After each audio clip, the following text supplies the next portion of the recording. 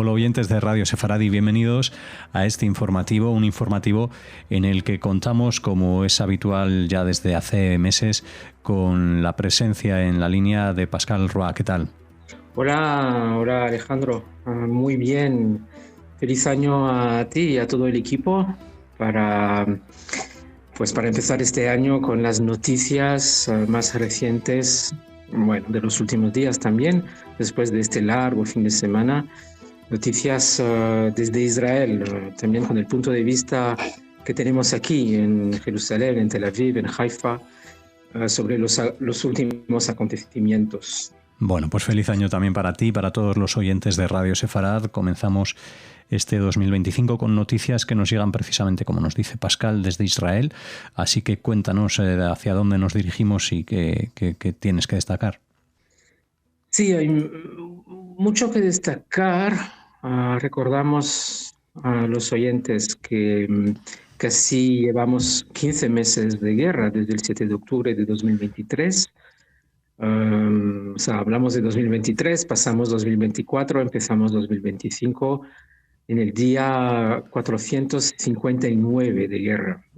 No es como al principio, que cuando empezábamos los programas enumerábamos los días, 1, 2, 3, 4, etc. Ahora lo recuerdo porque empezamos este año, empezamos también con el recuerdo de todo lo que pasó a lo largo de los casi 15 meses. También recordamos a los que cayeron el 7 de octubre mismo, a los que cayeron en la guerra, tanto en Gaza como en Líbano, casi 400 bajas desde el inicio de la guerra en las tropas de Tzahal. Recordamos también a los rehenes,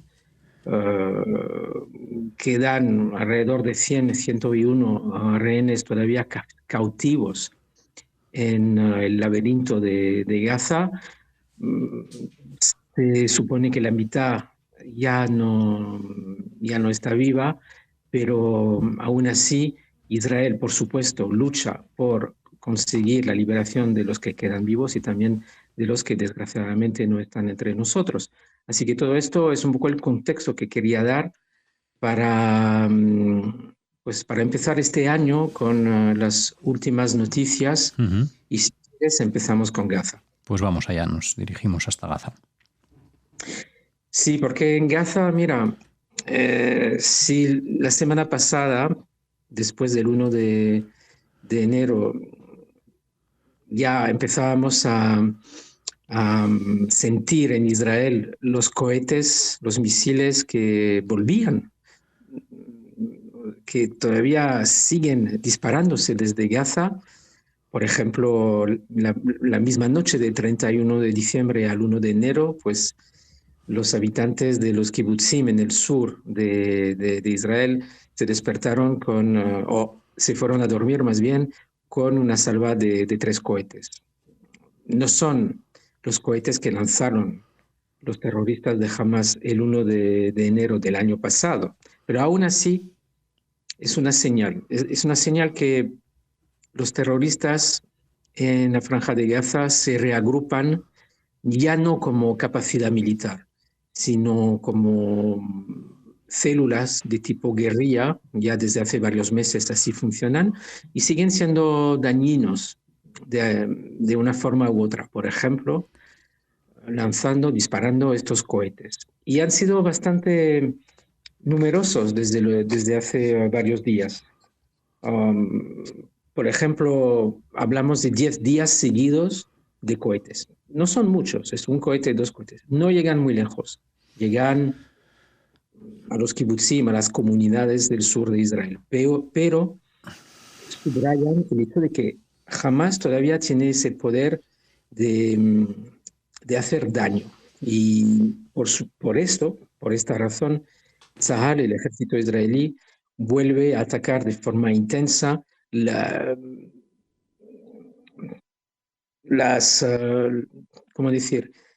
los grupos, o sea, la reagrupación de los terroristas en algún lugar o en algunos lugares, sobre todo en el norte de la Franja de Gaza. Así que muchos objetivos en los últimos días han sido alcanzados por Tzahal. que, como he dicho, reprime duramente los intentos de ataques o los ataques efectivos de Hamas. A veces, Alejandro, a veces hay que darse cuenta de que ni siquiera son lanzaderas físicas, sino que simplemente un terrorista que tira, que lanza un cohete desde su hombro. O sea, y después huye. Todavía existen túneles que no han sido alcanzados por SAR, así que poco a poco vuelven a crear una amenaza no tan real, no tan peligrosa como hace un año, pero siguen siendo ahí, siguen estando ahí. Y si con esto también añades el hecho de que es difícil conseguir un acuerdo de liberación de rehenes, pues te da un poco la envergadura del problema. Es decir, ¿cuál es el problema central al que se enfrenta Israel ahora? Es el mismo que hace un año. Es decir, ¿qué pasará después de los ataques de Tzahal? ¿Qué pasará después de la campaña militar? Es un problema espinoso porque si al principio del programa te decía que la capacidad militar ya estaba totalmente eliminada y que solo quedaban terroristas en forma de guerrilla que se agrupa, aún así, y los oyentes tienen que tener constancia de que la capacidad de gobierno de Hamas está bastante intacta. Es decir, que funcionando un poco a modo de mafia, Hamas consigue mantenerse en varios barrios, en varios puntos de la franja, sobre todo recaudando dinero para dejar entrar la ayuda humanitaria. Siempre la ayuda humanitaria en Gaza ha sido un problema, no porque Israel no deja pasar los camiones, pasan a diario centenares de camiones, pero el tributo que hace pagar Hamas para dejar pasar, o sea, el tributo que hace pagar a las ONGs, a las organizaciones de las Naciones Unidas, esto les da dinero para seguir manteniéndose en un cierto poder a nivel civil. Y esto todavía es lo que tiene que lidiar. Con eso todavía Israel tiene que lidiar y buscar una solución para el día después, precisamente. Así que, bueno, esta es la situación en Gaza. No deja dormir tranquilos a los residentes del sur. O sea, vuelve la pesadilla de las sirenas. O sea, vale, no van muy lejos, van hasta Sderot, los kibutzim del sur, pero es un problema añadido a la difícil situación a la que se enfrenta Israel en la franja de Gaza. Bueno, pues ese seguimiento a las guerrillas por Sahel en la zona de Gaza, y no sé hacia dónde te diriges ahora, a qué parte de Israel, o si nos vamos a la frontera con Líbano. Sí, como siempre tenemos los varios frentes abiertos, es decir, el norte, el sur, el este, el lejano sur. ¿Qué es el lejano sur? Pues hacia ahí me dirijo. El lejano sur es Yemen, con los hutíes. Conocemos esta tribu de los hutíes que desde hace muchos meses ponen en peligro el comercio internacional en el Mar Rojo, y también han ido disparando cohetes, misiles, esta vez misiles de largo alcance, misiles balísticos hacia Israel. O sea, las noches entre Navidad, un poco antes de Navidad, o Hanukkah, mejor dicho, y el Año Nuevo, y un poco más allá, pues todas las noches, entre las 12 y las 6 de la mañana, recibíamos en Israel un misil. Esta vez dirigido al centro del país, a la zona poblada del centro de Israel, a Tel Aviv, y también, como por ejemplo, también la noche del 2 al 3 de enero a Jerusalén. O sea, yo mismo, viviendo en Jerusalén, pues me desperté con tal sirena a las 4:30 de la mañana, y ahí es un motivo de reencuentro con vecinos a los que, bueno, a veces no hablas, pero en esta ocasión sí hablas, con una voz un poco dormida, la verdad. El último misil se disparó hace 2 días, el 5 de enero. No hemos recibido más misiles desde entonces. Bueno, solo han pasado 2 días, vamos a ver cómo evoluciona, pero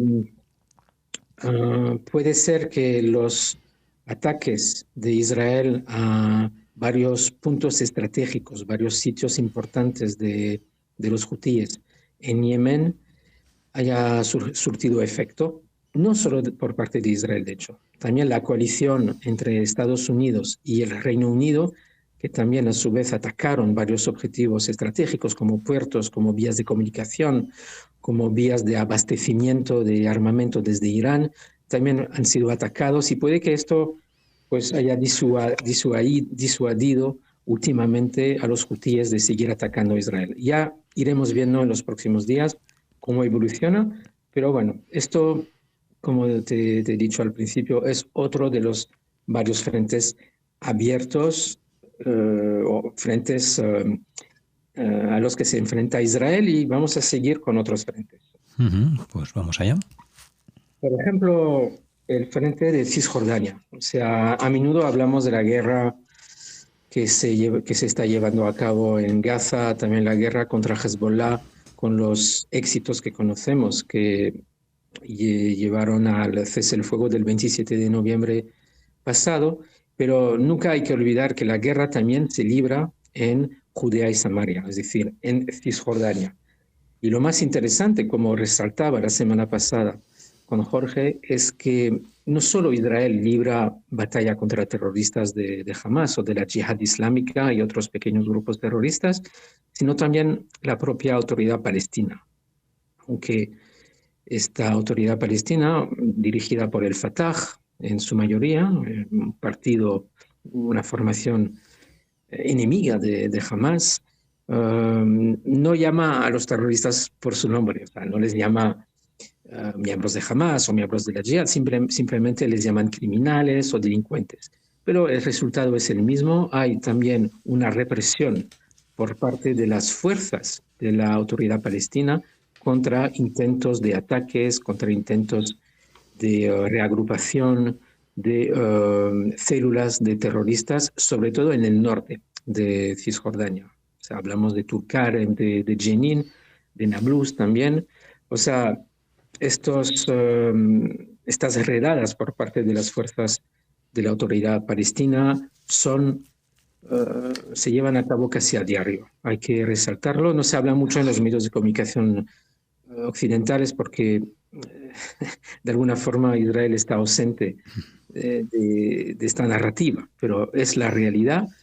Muchos interpretan estas acciones por parte de la autoridad palestina como un intento de presentar una buena imagen antes de la inauguración del nuevo mandato de Donald Trump en Estados Unidos para tal vez, y precisamente volvemos a hablar del tema de después de la guerra en Gaza, para tal vez presentarse como una fuerza creíble que podría gobernar Gaza después de la guerra.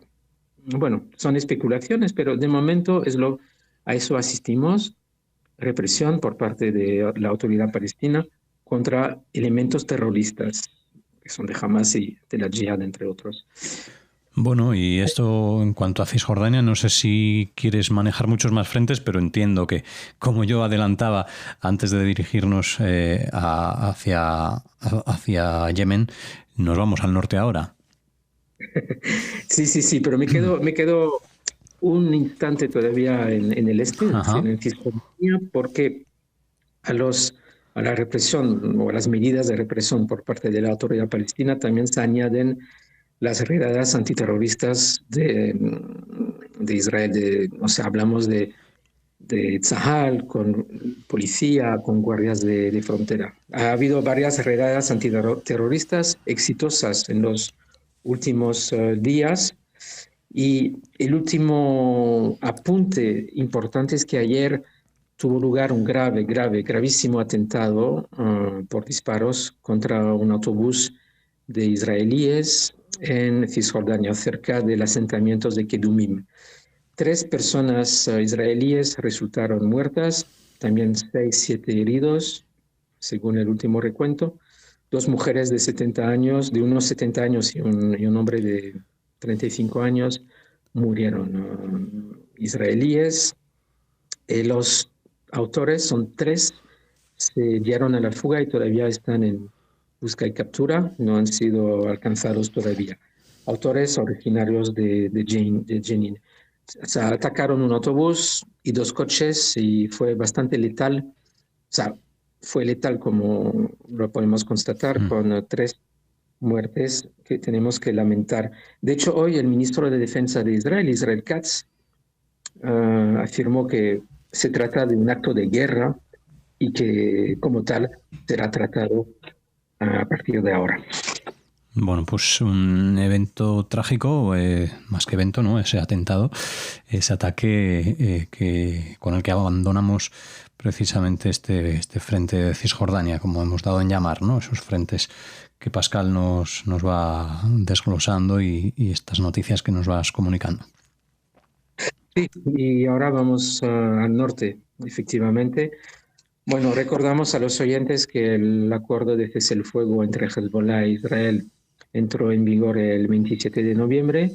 Tiene una duración de 60 días. Es un frágil cese el fuego, un frágil acuerdo, porque Hezbollah realmente no tiene mucha intención, por una parte, mucha intención de dejar el sur del Líbano, y por otra parte, el ejército libanés todavía no asume su función, según el acuerdo de cese el fuego, que es precisamente ocupar el sur del país libanés y impedir que Hezbollah se infiltre este territorio. O sea, el ejército libanés tiene que controlar que Hezbollah retire hacia el río Litani, a unos 30 kilómetros de la frontera de Israel. Bueno, es un equilibrio todavía muy precario. Sí sabemos, según el enviado especial de Estados Unidos en Líbano, Amos Hochstein, que aún así Israel ha empezado a retirarse del sur del Líbano, precisamente cerca del pueblo de Nakura, y está siendo sustituido paulatinamente por precisamente ese ejército libanés. Te decía, 27 de noviembre terminan los 2 meses a finales de enero, y ya veremos cómo sigue este acuerdo de cese el fuego, si se mantiene y qué forma tendrá. Lo importante para Israel es que pueda seguir controlando Hezbollah, que no ya se avecine a la frontera entre Líbano e Israel, y sobre todo que no reciba más armamento y otros explosivos desde Irán. Así que es un poco el control que necesita mantener Israel sobre Líbano y a su vez de Siria. Por eso también Israel está ahora mismo ocupando la parte siria del monte de Hermón, o sea, la parte siria que corresponde a la frontera de separación entre los 2 países que se instauró en 1974. La necesidad de control, y es también el lema o el mensaje que transmite siempre Israel, también en el sur, también en Gaza, como la necesidad de control de las fuerzas terroristas después de un posible acuerdo de cese el fuego, vamos, tanto en Gaza como en Líbano. Bien, pues seguiremos pendientes de ese cese el fuego, esos 20 días que quedan, y la evolución hasta entonces de este frente en el norte, en esa frontera con Líbano. Y continuaremos, Pascal, estos próximos días contactando contigo para conocer esta información desde Israel. Así que gracias y nos escuchamos mañana en el próximo informativo. Gracias, hasta mañana.